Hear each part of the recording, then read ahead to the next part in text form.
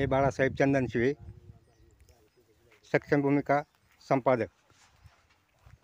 काल गुरुवार रोजी झालेल्या वाघाच्या हल्ल्यामध्ये श्री संतोष सर्जेराव लोमटे यांच्या 2 गायीला हल्ला केला होता. त्याच्यातली एक मरण पावली होती, परंतु एक गायीला जबर जखमी केल्यामुळे त्या गायीचा आज मृत्यू झालेला आहे. त्यानिमित्त मी संतोष लोमटे यांची बातचीत करणार आहे.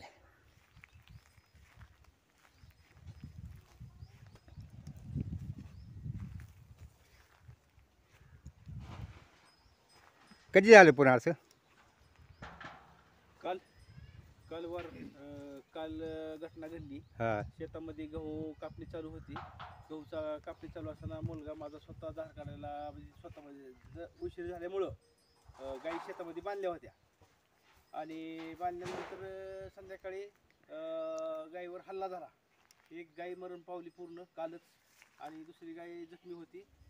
स्टेटमेंट डॉक्टरांनी पशु अधिकाऱ्यांनी येऊन काल केली. आज सुट्टीवर अधिकारी आहेत, तरी पंचनामा करण्यासाठी अधिकाऱ्यांनी तात्काळ पंचनामा करून आम्हाला रिपोर्ट देण्यात यावा. ही घटना समजल्यावर जी वन अधिकाऱ्याला घटना समजली त्यानंतर किती वेळाने ते वन अधिकारी आले आणि काल काय केलं त्यांनी? वन अधिकारी आले, त्यांना कॉल केला माझ्या मुलाला. मग एक कमीत कमी 2 तासाच्या आतमध्ये ते कर्मचारी स्पॉटला पोहोचले.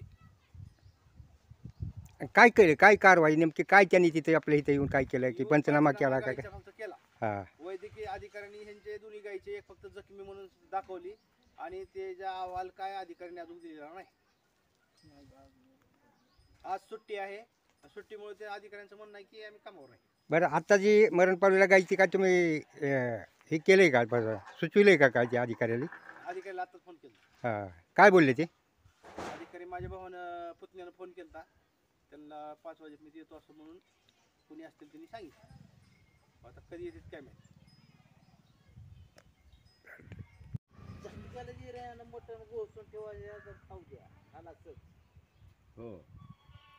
दुसरं काय जाणते खाताने एरिया नुसतं खरंच लागत गार असतं.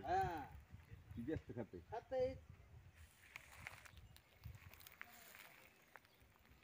बैल आमचं 15